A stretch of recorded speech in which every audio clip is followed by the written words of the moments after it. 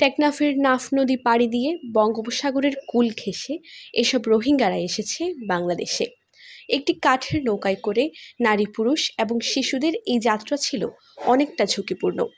সীমান্তরক্ষী ও আইনশৃঙ্খলা বাহিনীর চোখকে ফাঁকি দিয়ে রোহিঙ্গাদের বহনকারী কাঠের নৌকাটি ভিড়ে মেরিন ড্রাইভের বাহারছড়া উপকূলে। এখান থেকে এসব রোহিঙ্গারা আশ্রয় নেয় বাংলাদেশের ক্যাম্পে বসবাসকারী আত্মীয়ের ঘরে। বাংলাদেশে পালিয়ে আসা রোহিঙ্গারা জানালেন মিয়ানমারের তাদের উপর নির্যাতনের কথা।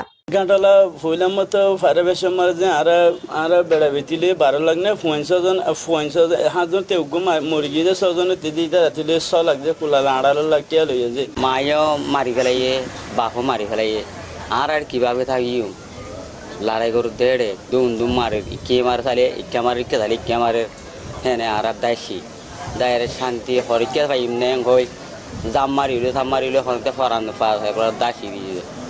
সরকারি হিসেবে গেল 1 মাসের এই সময়ে বাংলাদেশে অনুপ্রবেশ করেছে অন্তত 10,000 রোহিঙ্গা। তবে বাস্তবে এই সংখ্যা আরও বেশি হতে পারে বলছেন স্থানীয়রা। কক্সবাজার সিভিল সোসাইটির এই নেতা জানান, রোহিঙ্গাদের এভাবে অনুপ্রবেশ দেশের জন্য অশনি সংকেত। আমরা গত জুন থেকে যেটা লক্ষ্য করেছি এবং বিভিন্ন মিডিয়ায় আমরা দেখেছি যে প্রায় 8 থেকে 9,000 রোহিঙ্গা ইতিমধ্যে কক্সবাজারের সীমান্ত দিয়ে প্রবেশ করেছে। এটা আমাদের জন্য সত্যি একটা উদ্বেগের বিষয়। আগামীতে যদি এই ধরনের সিচুয়েশন ক্রিয়েট হয়, যদি বাধ্য হয়ে বাংলাদেশের বর্ডার এদের জন্য খুলে দিতে হয়, কিন্তু আমি মনে করি এটা একটা পরিকল্পনার মাধ্যমে করতে হবে, কারণ আমরা আর মেইনল্যান্ডে এই ধরনের রোহিঙ্গাকে আমরা আশ্রয় দিতে চাচ্ছি না। এদিকে রোহিঙ্গা অনুপ্রবেশ নিয়ে উদ্বেগ জানিয়েছেন খোদ রোহিঙ্গা নেতারা। বাংলাদেশের পাশাপাশি অন্যান্য দেশকেও রোহিঙ্গাদের এই সংকটকালীন সময়ে এগিয়ে আসার আহ্বান জানান এই রোহিঙ্গা নেতা। বাংলাদেশে ফিরে পরে জামো গিয়ে গই এখন প্রতিদিন রোহিঙ্গা বাংলাদেশের ওরে সুরগুরিবারে এন্দের জেটোডুল্লা তরিকালে বারে আয়া গলিজার গই ইয়াম বাংলাদেশের কাম বড় চ্যালেঞ্জেস বন্নি বলকে বাংলাদেশের চ্যালেঞ্জেস ন পুরা ওয়াল আল্লাহ চ্যালেঞ্জেস হইয়ে। শরণার্থী ত্রাণ ও প্রত্যাবাসন কমিশনার জানান, রোহিঙ্গা অনুপ্রবেশে উৎসাহিত করছে কিছু অসাধু দালাল চক্র।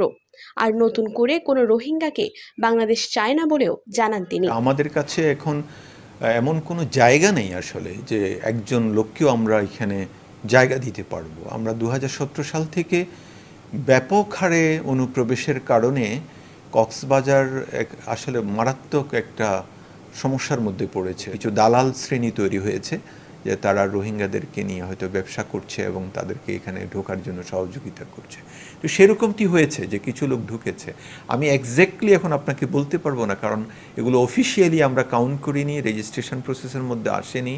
কতজন ঢুকছে এটা আমি আপনাকে বলতে পারবো না। মাননীয় পররাষ্ট্র উপদেষ্টা যেটি বলেছেন সেটি আর কি। গেল 2017 সালে মিয়ানমারের দমন পীড়নের মুখে সে দেশ থেকে পালিয়ে বাংলাদেশে আশ্রয় নেয় 7 লাখেরও বেশি রোহিঙ্গা। সরকারি হিসেবে নতুন পুরাতন মিলে বর্তমানে বাংলাদেশ রোহিঙ্গার সংখ্যা 12 লাখেরও বেশি। News desk, TTN।